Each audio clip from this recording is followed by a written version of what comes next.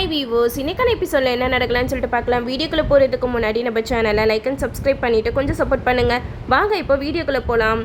இந்த அபூர்வா சூர்யா ரெண்டு பேருமே சேர்ந்து சாரதாவை கடத்திட்டு வரணும் அப்படின்னு சொல்லிட்டு பிளான் போடுறாங்க. சாரதாக்கு என் மேலே இருக்கிற பயம் போயிடுச்சு, அதனால தான் அவள் ரொம்ப திமிரில் ஆடிக்கிட்டு இருக்கா, அவளை இன்னைக்கு ஒரு வழி பண்ணணும் அப்படின்னு சொல்லிட்டு அப்புறம் ஆட்களை அனுப்பி சாரதாவை கடத்திட்டு வர வச்சிடறாங்க.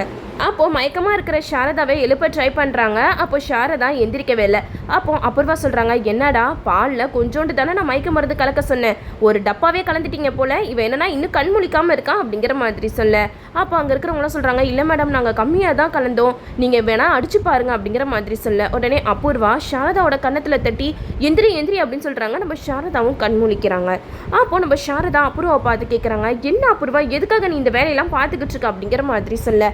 அதுக்கு அபூர்வா சொல்கிறாங்க, எல்லாத்துக்குமே காரணம் நீ தான், நீ பண்ணுற வேலை கொஞ்சம் கூட சரியே இல்லை, என் மேலே இருக்கிற பயம் உனக்கு போயிடுச்சுல, அதனால தான் நீ குளிரிட்டு போய் இந்த மாதிரி ஆடிக்கிட்டு இருக்க, இந்த அபூர்வானா யாருன்னு உனக்கு நல்லா தெரியும்ல அப்படிங்கிற மாதிரி சொல்ல. அதுக்கு சாரதா சொல்கிறாங்க, எதுக்கு அபூர்வா தேவையில்லாததெல்லாம் பண்ணிக்கிட்டு இருக்க, இந்த விஷயம் ககனுக்கு தெரிஞ்சால் என்ன ஆகும் தெரியும்ல அப்படிங்கிற மாதிரி சொல்ல. அதுக்கு அபூர்வா சொல்கிறாங்க, ஆமாம் அதுக்காக தான் நான் உன்னைய கடத்திட்டு வந்திருக்கேன், உன் உயிருக்கு ஆபத்துனா கண்டிப்பாக அந்த ககன் என்ன பண்ணுறான்னு பார்ப்போம் அப்படிங்கிற மாதிரி அபூர்வா சொல்லிக்கிட்டு இருக்கேன்.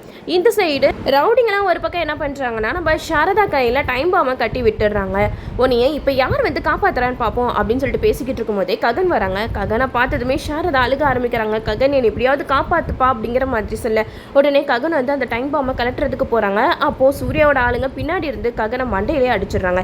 அந்த இடத்துல நம்ம ககன் மயங்கி விழுந்துடுறாங்க. அப்போ சூர்யா அபூர்வா கிட்ட சொல்கிறாங்க, அப்புறம் மேடம் இன்னும் கொஞ்சம் நேரத்தில் இந்த டைம் பாம்பு வெடிச்சிடும், அம்மாவும் பையனுமே மொத்தமாக போய் சேர்ந்துருவாங்க அப்படிங்கிற மாதிரி சொல்லிவிட்டு அங்கேருந்து போயிடுறாங்க. எல்லாருமே போயிட்டதுக்கப்புறம் நம்ம ககன் அமைதியாக இருங்கம்மா, எப்படியாவது உங்களை நான் இங்கேருந்து கூட்டிகிட்டு போயிடுறேன் அப்படின்னு சொல்லிட்டு அங்கே இருக்கிற கயிறெல்லாம் கலட்ட பார்க்குறாங்க. அப்போ கரெக்டாக பூமி வந்துடுறாங்க. எல்லாரும் சேர்ந்து நம்ம சாரதாவை காப்பாற்றி கூட்டிகிட்டு போயிடுறாங்க. இந்த சைடு இவங்க கதை முடிஞ்சிருக்கோம் அப்படின்னு சொல்லிட்டு அபூர்வா சூர்யா ரெண்டு பேருமே ஒரு பக்கம் சந்தோஷத்தில் இருக்க. பார்த்தா நம்ம சாரதாவையும் காணா ககனையும் காணா. அப்போது எல்லாம் எஸ்கேப் ஆயிட்டாங்களா அப்படின்னு சொல்லிட்டு பயங்கர டென்ஷனில் இருக்க. இன்னொரு பக்கம் நம்ம ககனுக்கு அடிபட்டிருக்கோம். அப்போது நம்ம ககனை ஹாஸ்பிட்டலில் அட்மிட் பண்ணுறாங்க நம்ம பூமி.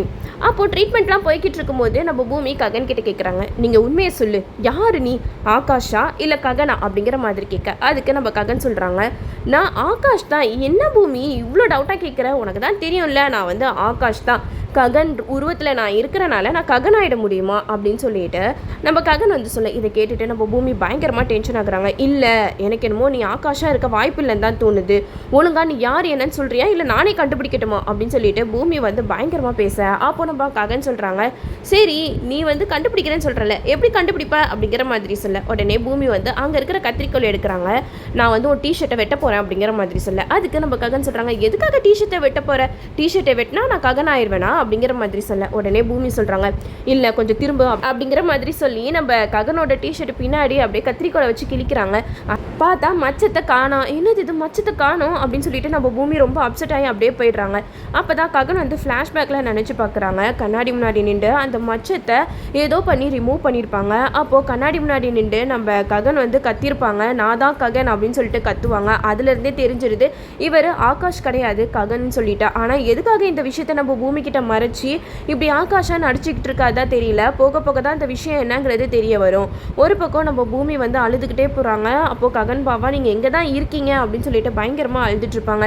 அப்போ நம்ம ககன் மனசில் நினைப்பாங்க, என்னைய மன்னிச்சிரு பூமி, என்னால் இப்போதைக்கு உங்ககிட்ட எந்த ஒரு உண்மையுமே சொல்ல முடியாது, அப்படி நான் சொல்லிட்டேன்னா கண்டிப்பாக உனக்கும் ஆபத்து எனக்கும் ஆபத்து, நீ ககனுன்ற ஒருத்தவங்க லைஃப்பில் இல்லை அப்படிங்கிறதையும் நீ நினச்சிட்டு வாழ்ந்துட்டு போயிரு அப்படிங்கிற மாதிரி நம்ம ககன் ஒரு பக்கம் பேசிக்கிட்டு இருக்க. இன்னொரு பக்கம் நம்ம பூமிக்கு இன்னும் டவுட் கிளியர் ஆகலை.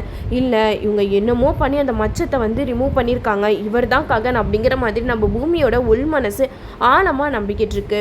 இன்னொரு சைடு நம்ம ககன் நம்ம சுனந்தா தேவி இருக்காங்க இல்லையா, அவங்கள போய் பார்க்க போகிறாங்க. அப்போ தான் சுனந்தா தேவி கிட்ட சொல்கிறாங்க, இதுக்கப்புறமும் பூமி கஷ்டப்படுறதை என்னால் பார்க்க முடியாது, நான் பூமிக்கிட்ட உண்மையை சொல்ல போகிறேன் அப்படிங்கிற மாதிரி சொல்ல. அதுக்கு சுனந்தா தேவி சொல்கிறாங்க, இங்கே பாரு ககன், அவள் கஷ்டப்படுறது எல்லாமே கொஞ்சம் காலம்தான், நீ ஆகாஷாக இருந்து சந்திரா மனசில் இடம் பிடிச்சிட்டனா அப்புறம் சந்திராவே உங்கள் ரெண்டு பேரையும் சேர்த்து வச்சிருவாருல்ல, நீங்கள் ரெண்டு பேரும் சந்தோஷமாக இருக்க போகிறதுக்கு கொஞ்ச காலத்துக்கு கஷ்டத்தை அனுபவிங்க அப்படிங்கிற மாதிரி சுனந்தா தேவி சொல்ல. அதுக்கு நம்ம ககன் சொல்கிறாங்க, இல்லை மேடம் என்னைய மன்னிச்சிருங்க, இதுக்கு மேலேயே என்னால் பூமியை கஷ்டப்படுத்தி பார்க்க முடியாது, அவள் என்னை நினச்சி ஒரு தடவையும் பயங்கரமாக ஃபீல் பண்ணிக்கிட்டு இருக்கா, எப்படி என்னால் பார்த்துட்டு சும்மா இருக்க முடியும் அப்படிங்கிற மாதிரி சொல்ல அதுக்கு சுனந்தா தேவி சொல்கிறாங்க, ககன் நீ ரொம்ப அவசரப்படுற, நீ மறுபடியும் ககன் சொல்லிட்டு பூமி கூட சேர்ந்து வாழ முடியாது, அதுக்கு சந்திராவும் ஒத்துக்க மாட்டாரு, நீ சந்திரா மனசில் ஆகாஷா இடம் பிடிச்சா மட்டும்தான் பூமி கூட சேர்ந்து வாழ முடியும் அப்படிங்கிற மாதிரி சுனந்தா தேவி வந்து ககன் கிட்ட சொல்கிறாங்க. ஆனால் ககன் வந்து அவங்க பேச்செல்லாம் கேட்குற மாதிரி தெரியல. இல்லை மேடம் என்னை மன்னிச்சிருங்க, நான் பூமி கிட்ட நான் தான் ககன் அப்படிங்கிற விஷயத்த சொல்ல போகிறேன் அப்படின்னு சொல்லிட்டு நம்ம பூமி கிட்ட எல்லா உண்மையுமே சொல்கிறதுக்காக போகிறாங்க. நம்ம ககன் ஒரு நிமிஷமும் பூமியை நினச்சி பயங்கரமாக எமோஷ்னல் ஆகி அழுதுகிட்டு இருக்காங்க. பூமி என்னைய மன்னிச்சிரு, என்னால் உனக்கு கஷ்டம் மேலே கஷ்டம் வந்துக்கிட்டே இருக்குது, இதுக்கப்புறம் நான் உன்னைய கஷ்டப்படுத்த மாட்டேன், உன்கிட்ட எல்லா விஷயத்தையுமே நான் சொல்ல வரேன் அப்படின்னு சொல்லிட்டு நம்ம ககன் வந்து பூமி கிட்ட எல்லா உண்மையுமே சொல்கிறதுக்காக போகிறாங்க. ஆனால் ஒரு பக்கம் யோசிக்கிறாங்க, இப்போ நம்ம எல்லா உண்மையுமே சொல்லிட்டோன்னா கண்டிப்பாக அந்த சூர்யாவுக்கு நாதா ககன் அப்படிங்கிற விஷயம் தெரிய வந்துடும், அதுக்கப்புறமா கண்டிப்பாக என்னைய பூமியும் சேர்ந்து வாழவே விட மாட்டான், என்ன பண்ணுறது அப்படின்னு சொல்லிட்டு நம்ம ககன் வந்து பயங்கரமாக திங்க் பண்ணிக்கிட்டு இருக்காங்க.